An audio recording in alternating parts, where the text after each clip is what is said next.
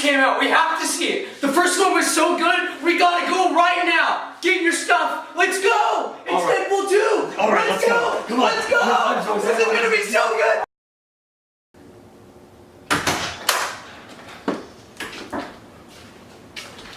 Holy dude. The happened?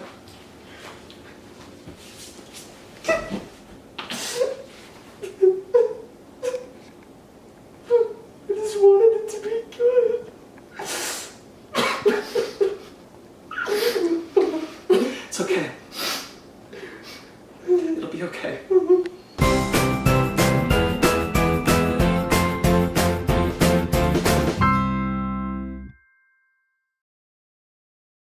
Hi! My name is Bret Williams. And my name is Josh Elliott. And today we will be reviewing Deadpool 2. I was so hyped for this movie. I saw the trailers and I'm like, I'm gonna love this movie. It's gonna be great. I think this is one of the most disappointing movies I've seen this entire year. So Deadpool has to stop the villain in this movie, Cable, from killing a mutant kid. Because the mutant kid is acting up dangerous. And Cable is trying to undo what happened in the future, so he goes back time into present day where Deadpool is and he tries to kill the kid. One thing that I didn't understand about Cable is that he could have just gone back to when he was a baby and killed him, but he went back to present day where Deadpool was, where he has competition to where he could possibly be stopped by his plan. I think my biggest issue with this movie is that it's a little too sweet for a Deadpool movie. I felt the exact same way. The thing that I loved about the first Deadpool was that, like, he's on his own. Even in the first place, when Deadpool said in the first movie that he works alone, he decides to make a team of superheroes. The team never feels as developed as they should be. Like, they're all given their own little things, and so I feel like I know who they are as characters,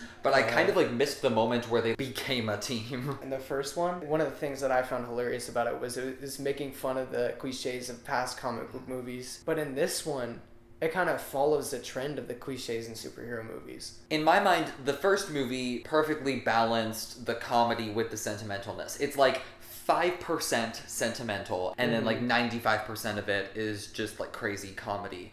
But in this one, I'd say about a good fourth of the movie, or maybe even a third, is focused on genuine emotional moments. Yeah. And that's not really Deadpool to me. They try and Deadpool it up and like make funny jokes about it, but it just feels all grounded in this genuine emotional subtext, which I didn't like. Don't get me wrong, this is a funny movie. There are some very funny scenes, but the humor did not save this movie for me. I think that there were too many villains, and it kind of keeps the plot from having a focused direction. Because you got Cable trying to kill the little boy, but then the little boy is also a villain. And then, so that's for spoilers. The other one, it turns out the reason the little boy is evil is because he's been treated badly by this other villain who's the head of this mutant abusing facility, which was like, it's generic. Yes. And also, since the core of the story revolves around Deadpool's relationship with the little boy, they need to actually focus on that relationship more, because they spend like 5 minutes of screen time together,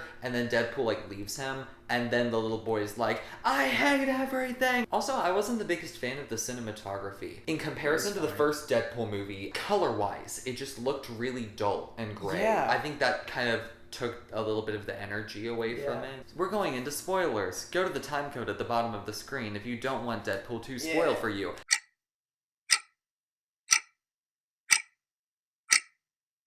So the big villain in this movie that I did not expect to see at all is Juggernaut. I didn't really read up on him, but like when I saw the movie, I was like, oh shit, he's in the movie. I don't know who Juggernaut is. I'm not invested in this universe that much. I feel like maybe he'd be a bigger deal if there weren't so many other villains. Should we talk about the first twist? Yeah, his girlfriend dies. Don't care at all. At the beginning. I don't think the movie deserved that emotional beat. I didn't think it hit me at all. I didn't feel anything when she died, which actually kind of disappointed me as well. And then they fix it at the end. There are a bunch of plot threads in this movie that are resolved during the end credits. Deadpool goes back to stop what happened to Vanessa, and she's alive. So that entire plot of Deadpool 2 doesn't matter. That movie that we saw never happened. But wait, maybe it still did happen. At the end of the movie, Deadpool dies. Cable uses the time thing to go back in time and stop it from happening. but the same events still occur. That makes so sense. even though they changed a little thing, everything still happened the way it was supposed to. Yeah. So maybe the movie still Well, happened, even though like, the Vanessa's thing still is, alive. like, Deadpool had no drive to join the X-Men because without Vanessa, he had nothing, so he was brought into the X-Men to actually, like, have a family. Although I do like how the entire plot of this movie is basically them doing Logan, but as Deadpool. I know! Basically, the main character of this movie has to escort this kid from a mutant facility that's testing on these kids and abusing them. Learns the meaning of family along the way, and then he dies. I don't think that's them, like, ripping off Logan. I think feel it's like making fun of it. Isn't the first line of the movie Logan? He's like, I was the only R-rated superhero movie, and now Logan's doing it too. This is bullshit. Brad Pitt in this movie. Deadpool decides to put a team together, and so they go up in this helicopter over a city. Well, they dropped out of the helicopter. One of them is invisible, crashes into a power line. You see what he looks like for like 0.5 seconds. Yes, it's Brad Pitt. And that's it. Also, I liked Domino. Her mutant power is that she controls luck. She can never get hurt or anything, so like all this crazy shit is happening around her and she's surviving. I thought it was funnier if she was just like a normal person that that stuff would've just been happened to. Let's go to final Okay. verdicts.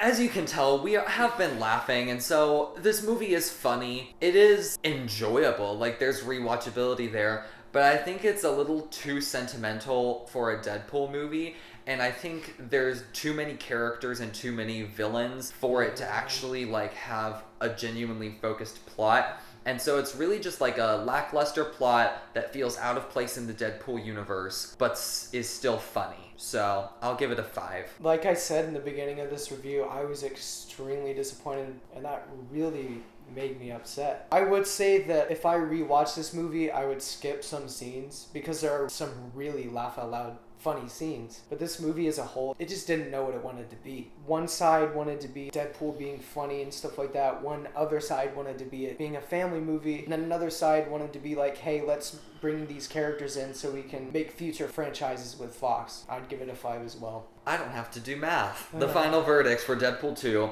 is a 5, which I think is probably the most we've disagreed with reviews in a while. Because it has like 84% on Rotten Tomatoes. I know. What did you think of Deadpool 2? Did you like it? Did you hate it? Comment and let us know. And do not forget to subscribe to High School Film Nerds. Peace out! Hey everybody, thanks for watching. I really appreciate you tuning in. If you liked what you saw, you can watch our last video and you can click right here to subscribe. Peace out!